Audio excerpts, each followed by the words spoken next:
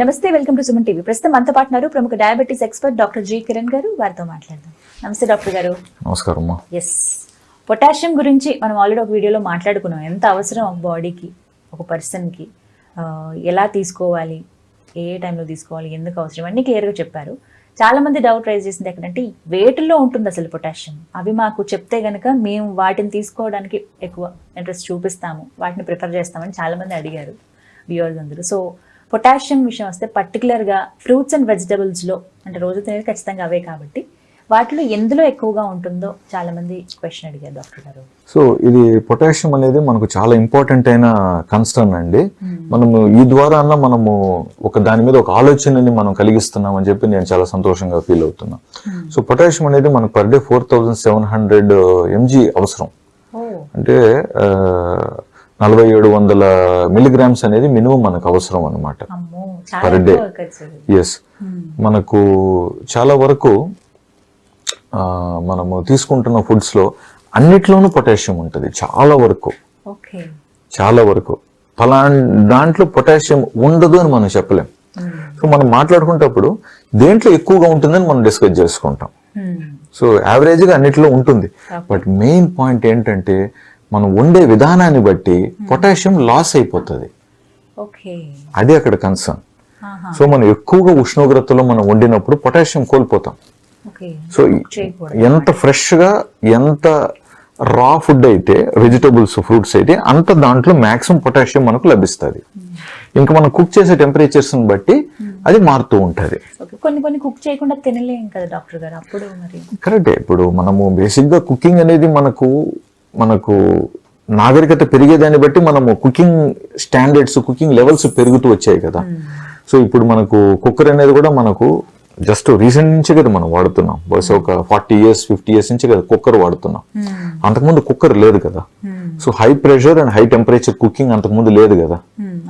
ఏదైనా ఉంటే ఉడకబెట్టడం వరకే.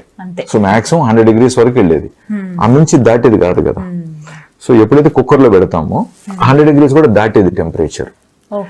నెక్స్ట్ మనం ఫ్రై చేసినప్పుడు మనకు ఇంకా దాటుతుంది టెంపరేచర్. మనకు ఆయిల్ ఒక బాయిలింగ్ పాయింట్ ఎక్కువ కదా, అక్కడికి తీసుకెళ్లిపోతున్నాం మనం.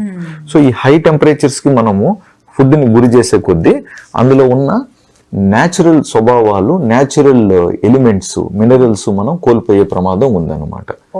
సో ఒక రకంగా మనము అనుకుంటాం ఇప్పుడు మనం లావ్ అవుతున్నాము, సో ఎక్కువ తినేసి లావ్ అవుతున్నాం అనేదే మనం అనుకుంటాం. బట్ యాక్చువల్ గా ఎక్కువ తినటమే కాదు, మనం పొటాషియం తక్కువగా తీసుకుంటూ కార్బ్, ప్రోటీన్ కరెక్ట్ గా తీసుకున్నా కూడా లావ్ అయ్యే ప్రమాదం ఉంది. పొటాషియం ఉండాలి బాడీలో. అవును, పొటాషియం లెవెల్స్ తక్కువ ఉన్నా కూడా ఇన్సులిన్ రెసిస్టెన్స్ అనేది ఎక్కువయ్యి ఇన్సులిన్ అదనంగా ఉత్పాదన అవ్వాల్సిన అవసరం ఉంటుంది బాడీలో. సో షుగర్ లేని వ్యక్తులు ఇన్సులిన్ అదనంగా ఉత్పాదన అయ్యి ఈ పొటాషియం లోపాన్ని తీర్చిదిద్దటానికి ఇన్సులిన్ అదనంగా ఉత్పాదన అయ్యి పని కానిచ్చేస్తుంది. కానీ ప్రభావం మనిషి బరువు పెరిగే ప్రమాదం. ఇన్సులిన్ ఎక్కువ కష్టపడాల్సి వస్తుంది. సో ప్యాంక్రియాస్ మీద భారం కలుగుతుంది అక్కడ. తర్వాత ఒక స్థాయిలో ఇన్సులిన్ ఉత్పాదన తగ్గటం తర్వాత నుంచి షుగర్ లెవెల్స్ పెరగడం ఆరంభం అవుతాయి. మనం మాట్లాడుకుంటున్నది 5-10 ఏళ్ళు డయాబెటీస్ రాక ముందు గురించి చెప్తున్నాం ఇప్పుడు మనం. సో కాబట్టి అవును, అవునండి, మనం ఎంతసేపు సమస్య వచ్చిన తర్వాత దాన్ని పట్టుకొని ఊగులాడుతున్నాం మనం. బట్ 5-10 ఏళ్ళు ముందుగా మనం కానీ ఆలోచిస్తే, అంటే ఈ వ్యక్తికి మనం ఏ విధంగా బెనిఫిట్ చేసి ఉండొచ్చు అని చూస్తే అక్కడ డెఫినెట్ ఇప్పుడు మన టీనేజర్స్ గమనించండి, ఫ్రూట్స్ వెజిటబుల్స్ తినరండి. మనం ఎవరికైనా ఫ్యామిలీలో చెప్తే అది ఒక స్టైల్ అయిపోయింది. మా వాడు తినడండి, అది గొప్పగా చెప్పడం ఎక్కువ అయిపోయింది. మా వాడు ఫలాంది అది తినడండి వాడు. మరి ఏం తింటాడంటే అదో ఈ ఐటమ్స్ అని పేర్లు చెప్తారు వరుసగా. అరే అది ఓకేనండి, బట్ అట్లీస్ట్ మీరన్నా కూడా టైం స్పెండ్ చేసి చేయొచ్చు కదా అని చెప్పేది మనము సజెస్ట్ చేస్తుంటాం. ఇప్పుడు అర్థమైంది నాకు కూడా, అంటే మెయిన్ రీజన్ అదే అన్నమాట, పొటాషియం ఎంత ఇంపార్టెంట్. అండ్ గర్భిణీ స్త్రీలలో కూడా దే షుడ్ ఈట్ రా వెజిటబుల్స్ అండ్ సాలడ్స్ అండి. నాకు క్రేవింగ్ ఎక్కువైపోయిందండి, అందుకని నాకు అది తినాలనిపించింది, ఇది తినాలనిపించింది అని పాపం వాళ్ళు అడుగుతూ ఉంటారు. నేనేం వాళ్ళని కంప్లైంట్ చేయట్లేదండి. బట్ ఆ క్రేవింగ్స్ తగ్గటానికి ఫ్రూట్స్ తినాలండి, వెజిటబుల్స్ కూడా తినాలి. ఫ్రూట్స్ అయితే చాలా వరకు యాక్సెప్టబుల్ ఏమో కానీ డాక్టర్ గారు, చాలా మంది ఏంటంటే వెజిటబుల్స్ ఇప్పుడు అంతా కల్తీ ఉంది, పురుగు మందులు జల్లుతూ. కరెక్ట్ అండి, అది ఇంకొక సమస్య అటువైపు. అవును, అది ఒక మెయిన్. ఇది ఎట్లా అంటే మనం ఇప్పుడు ఈత ఆడాలి, బట్ ఆ నీటిలో ముసళ్ళు ఉన్నాయి మరి. సో ఏ తాడి దాటితే గానీ మన ప్రాణాలతో పోలేం. But at the same time ఇక్కడ కింద ముసళ్ళు ఉన్నాయన్నమాట. కాబట్టి దాన్ని మేనేజ్ చేయాలండి, దాన్ని we have to come out. So దానికే కదా ఇప్పుడు కొంత ఆర్గానిక్ అని అది స్టార్ట్ అవుతున్నాయి.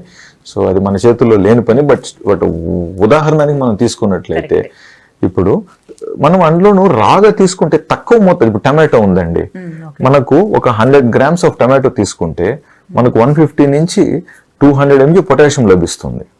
బట్ దాన్నే కానీ మనం ఏ ఫ్రై ఏది చేసేసాం అనుకోండి, ఆ పొటాషియం లెవెల్స్ అంత తక్కువైపోతాయి. అండ్ వాడే టొమాటోస్ కూడా ఎక్కువ కదా, ఇక్కడ టొమాటోస్ కూడా ఎక్కువ కదా. మనకి యూరోప్ లో చూస్తే ఎక్కువగా టొమాటోని రాగానే వాడతారు. అక్కడ టొమాటో చాలా ఎక్స్పెన్సివ్ అండి.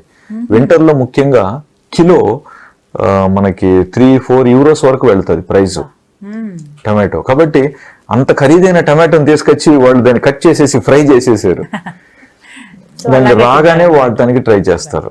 ఫస్ట్ మనం ఫ్రూట్స్ గురించి మాట్లాడుకుందాం డాక్టర్ గారు. వేటిల్లో అసలు ఉంటుంది, అవి ఏ రూపంలో తీసుకోవాలి? జ్యూస్ రూపంలో తీసుకోవచ్చా? డైరెక్ట్ జ్యూస్ వద్దండి. మనం ఏదైనా సరే మనం ఓన్లీ మన వెజిటబుల్స్ కానీ ఫ్రూట్స్ కానీ రానే మాట్లాడదాం.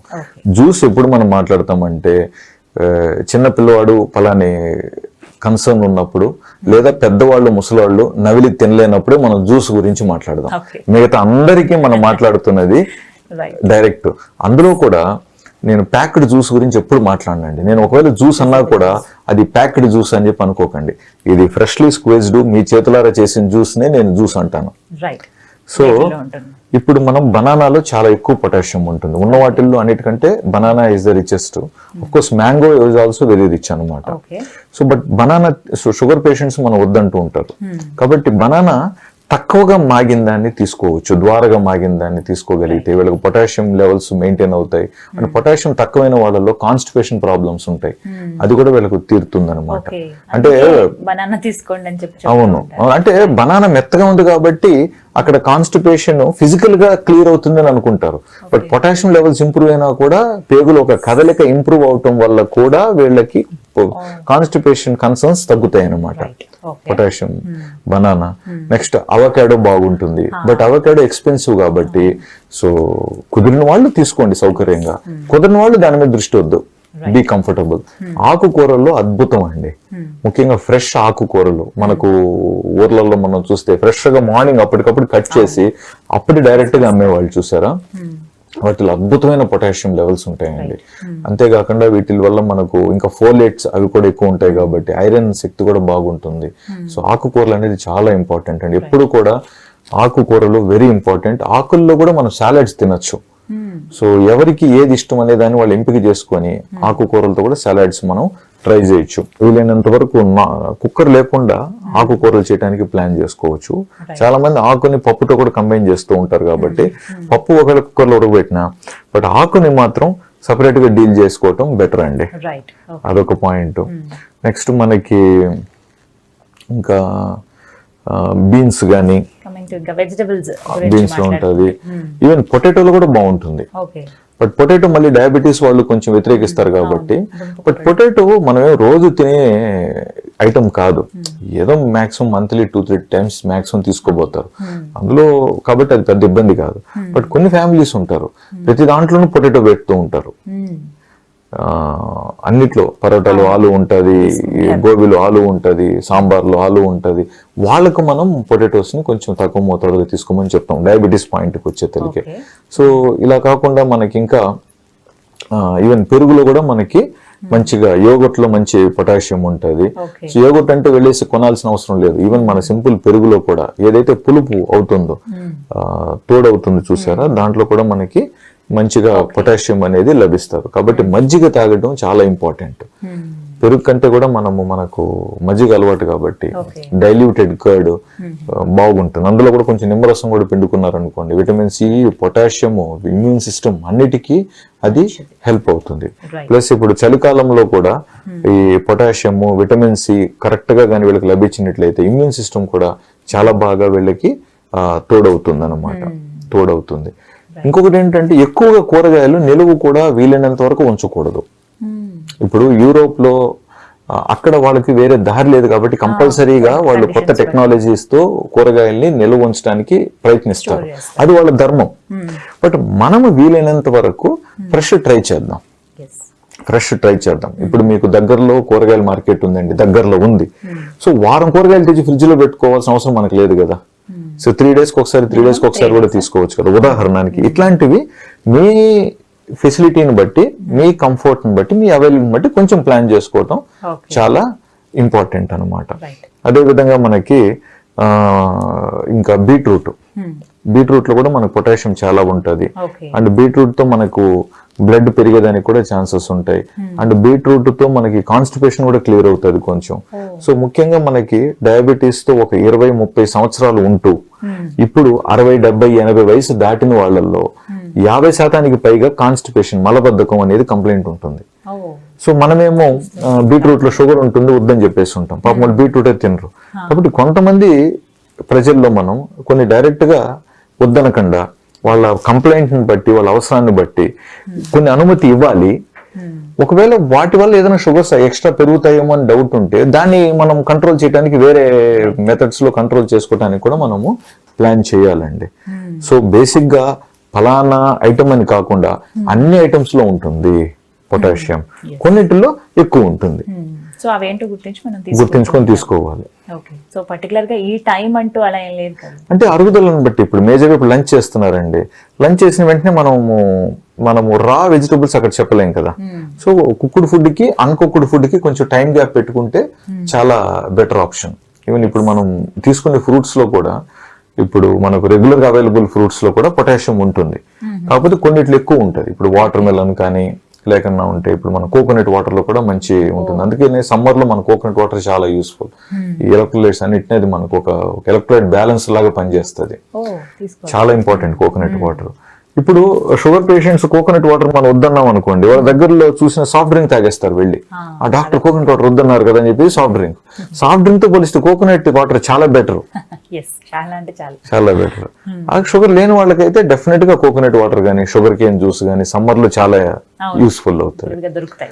అండ్ పండ్లలో మనకి ఇంకా పైనాపిల్ గానీ, యాపిల్, జామకాయ, బత్తాయి, సంత్రా వీటన్నిటిలో కూడా పొటాషియం ఉంటుంది, కొంచెం తక్కువ మోతాదులో ఉంటుంది అనమాట.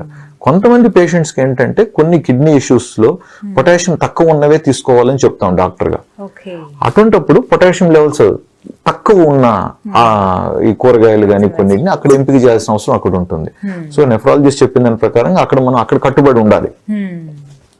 అట్లా వేరియస్ పాయింట్స్ అన్నమాట. సో ఇలా పొటాషియం మనకి రావాలంటే ఫ్రూట్స్, వెజిటబుల్స్, కొన్ని డ్రింక్స్ లో అవైలబుల్ ఉంది. సో చాలా మంది వ్యూవర్స్ వెయిట్ చేశారు అసలు ఎందులో ఉంటుందో నేను తెలుసుకోవాలనుకున్నాను. ముఖ్యంగా అండి ఎదుగుతున్న పిల్లలు ఇంపార్టెంట్ అండి, ఫ్రూట్ తినాలి. పెరుగుతున్న పిల్లలు, ఎదుగుతున్న పిల్లలు కంపల్సరీగా వాళ్ళు ఫ్రూట్స్ కానీ, వెజిటబుల్స్ సలాడ్ రూపంలో కానీ కంపల్సరీగా తినాలండి. మనము టైం లేదు, పిల్లలకు పెట్టడానికి లేదు, కట్ చేసి ఎప్పుడు ఇవ్వాలి, వాళ్ళు తినట్లేదు, లేదా స్కూల్కి పెడితే డబ్బా వెనక్కి తెచ్చేస్తున్నారు. నో ఎక్స్క్యూజ్ అండి. ఎలాగైనా సరే మీరు బై హుక్ ఆర్ క్రుక్ కంపల్సరీగా ఎదిగే పిల్లల్లో ప్రతిరోజు పెట్టాలండి. అండ్ అప్పుడే వాళ్ళకు కూడా మోషన్ డైలీ ఫ్రీగా కూడా ఉంటుంది. అది కూడా చాలా ఇంపార్టెంట్. పిల్లల్లో చాలా మంది ఈ మధ్య ముఖ్యంగా మనకు ఆన్లైన్ క్లాసెస్ వల్ల చాలా మంది పిల్లల్లో కాన్స్టిపేషన్ ప్రాబ్లమ్స్ వచ్చాయి. కొంతమంది పీడియాట్రిషియన్స్ తో డిస్కస్ చేస్తే ఈ విషయం అర్థమైంది. సో మెయిన్ గా ఏంటంటే అక్కడ వాళ్ళకి శారీరక తక్కువ ఉంది శ్రమ, ప్లస్ ఇది అన్ని పిండి పదార్థాలే తింటున్నారు కదా ఉదయం నుంచి రాత్రి వరకు. సో ఫ్రూట్స్, వెజిటబుల్స్ అనేటివి చాలా చాలా ఇంపార్టెంట్ అండి పిల్లల్లో ఇంపార్టెంట్, పెద్దలలో ఇంపార్టెంట్, మధ్యలో ఉన్న వాళ్ళలోనూ ఇంపార్టెంట్. సో అందరూ ఎవరికి వాళ్ళు కేర్ తీసుకోవాలి కంపల్సరీ అండి. Thank you so much doctor గారు. నమస్తే. నమస్కారం.